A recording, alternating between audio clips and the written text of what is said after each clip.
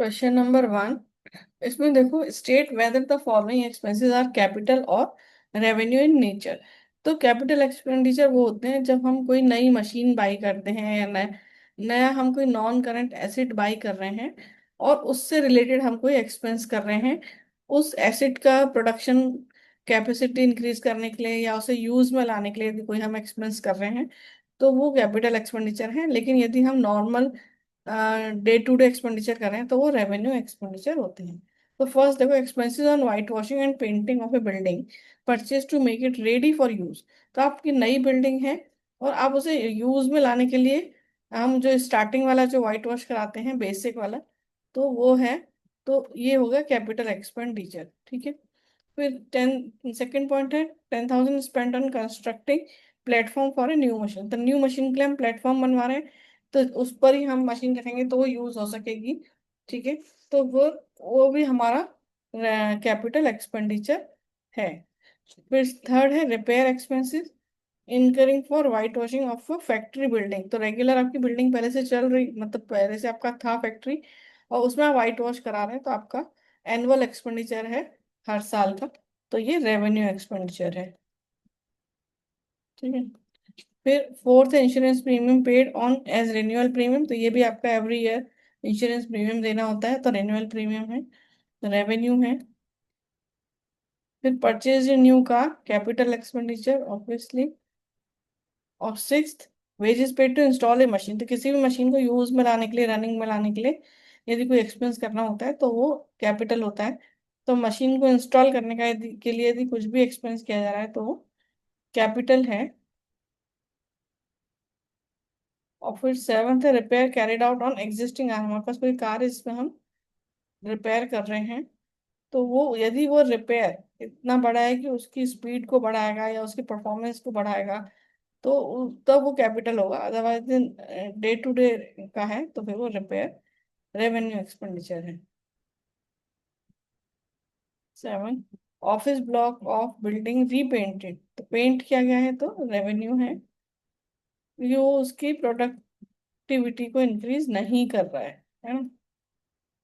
और paid telephone bill, तो ये भी हमारा रेवेन्यू एक्सपेंडिचर है। तो क्वेश्चन डन।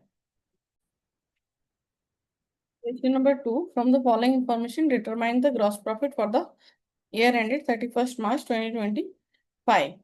तो ग्रॉस प्रॉफिट हम कैसे निकालते हैं, जिसका हमारा फॉर्मूला है sales minus cost of sales. ठीक है। कॉस्ट ऑफ गुड्स सोल्ड, ऐसे भी बोल सकते हैं, कॉस्ट ऑफ गुड्स सोल्ड। तो अब इसमें हमें सेल्स तो दिया हुआ है 3,80,000, लेकिन हमें कॉस्ट ऑफ गुड्स सोल्ड नहीं है तो वो हम निकाल लेंगे। So cost of goods sold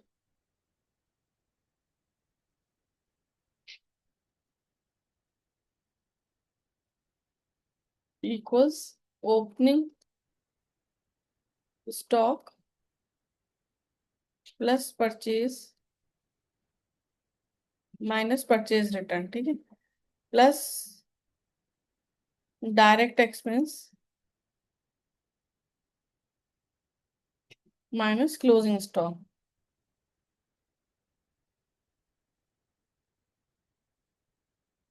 तो देखो, ओपनिंग स्टॉक है हमारे पास 50,000,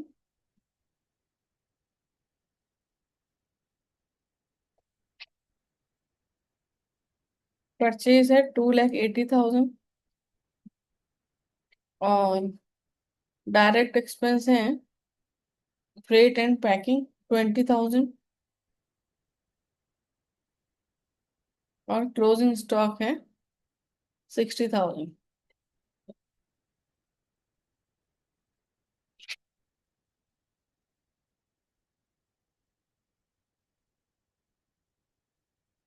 2,90,000।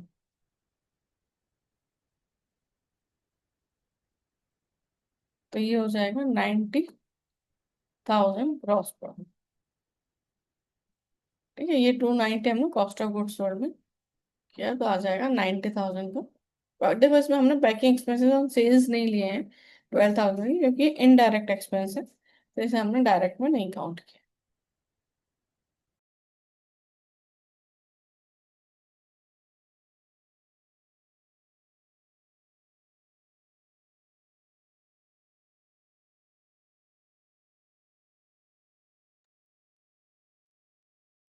So trading account of Premier Company Limited is given below।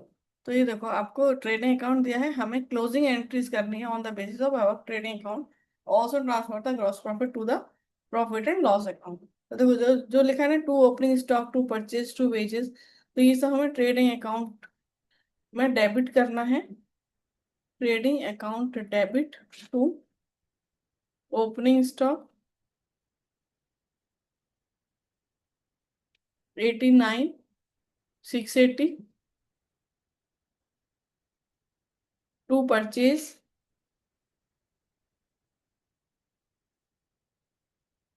256,590,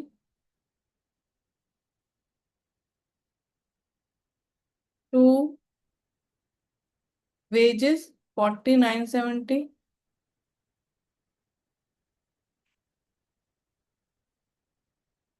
और इनका सबका टोटल हम कर देंगे डेबिट में 387,240। तो अमाउंट ट्रांसफर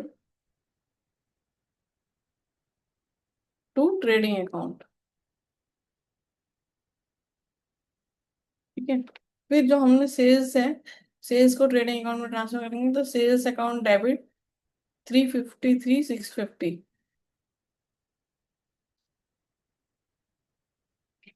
तो sales account debit, closing stock account debit,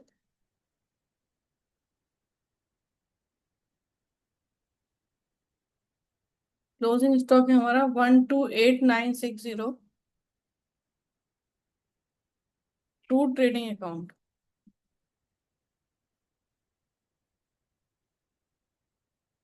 482610। So amount transfer to trading account.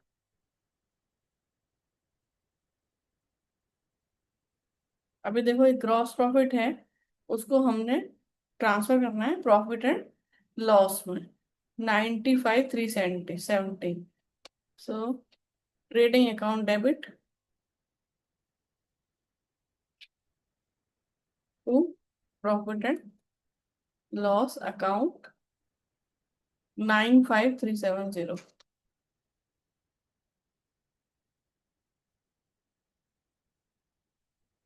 So profit, gross profit transfer to profit and loss account.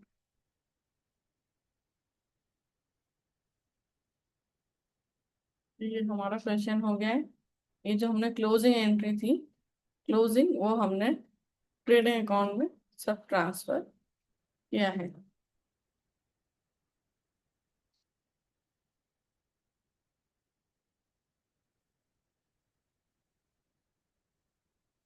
ठीक है, क्वेश्चन डन। देखो अभी हम बना रहे हैं ट्रेडिंग अकाउंट, क्वेश्चन नंबर 4। तो ट्रेडिंग अकाउंट में ओपनिंग स्टॉक सबसे पहले हम डेबिट साइड लिखते हैं। Opening stock 33,000। उसके बाद है purchase, so to purchase, inner column में लिखेंगे हम 29,000, क्योंकि इसके साथ परचेज रिटर्न है, तो वो परचेज रिटर्न माइनस करेंगे परचेज में से।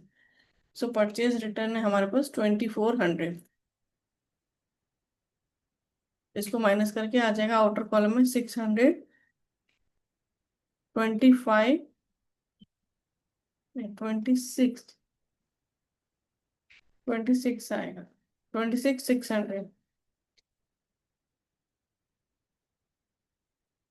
ठीक है, उसके बाद क्या है, सेल्स और सेल्स रिटर्न, ये क्रेडिट साइड में आएंगे क्योंकि इनकम है, सेल्स इनर कॉलम में 25,400 लेस सेल्स रिटर्न 500, तो 24,900।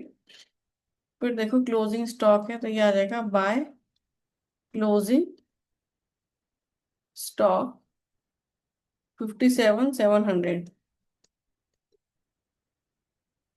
और टू कैरेज इनवर्ड एक्सपेंस है, एक्सपेंस डेबिट साइड में आते हैं,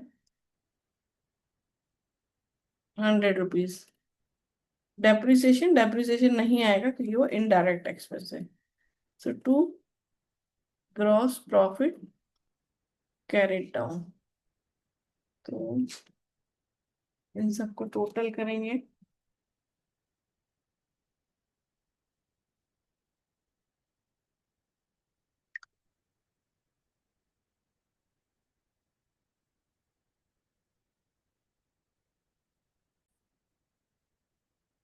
तो देखो हमने क्या करेंगे, 24,900 प्लस करेंगे प्लस 57,700, तो आ जाएगा 82,600। इसमें से हम माइनस करेंगे 33,000, 26,600 और 100, तो हमारा आ जाएगा ग्रॉस प्रॉफिट 22,900। ठीक है, अब हम इस पर एंट्री देंगे। अब देखो हम क्लोजिंग एंट्रीज करेंगे। So trading account debit to opening stock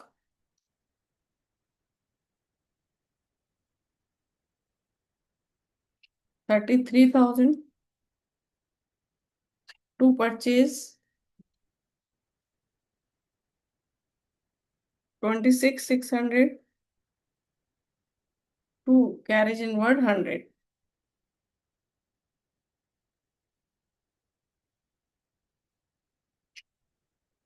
in सबका टोटल कर लेंगे।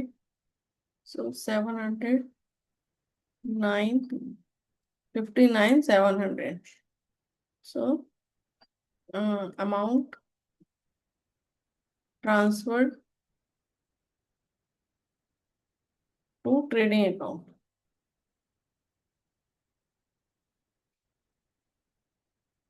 अब देखो सेल्स वगैरह ट्रांसफर करेंगे, तो sales account debit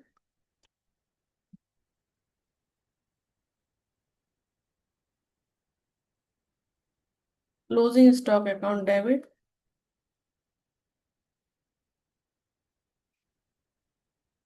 to trading account. So amount transferred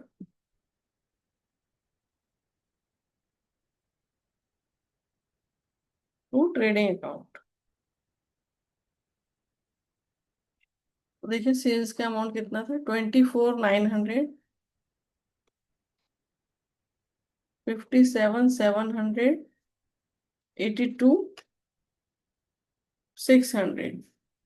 अब हम ग्रॉस प्रॉफिट ट्रांसफर करेंगे, तो trading account debit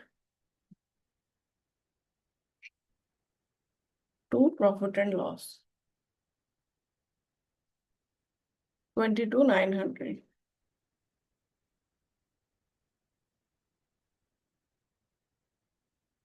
gross profit transferred to profit and loss account.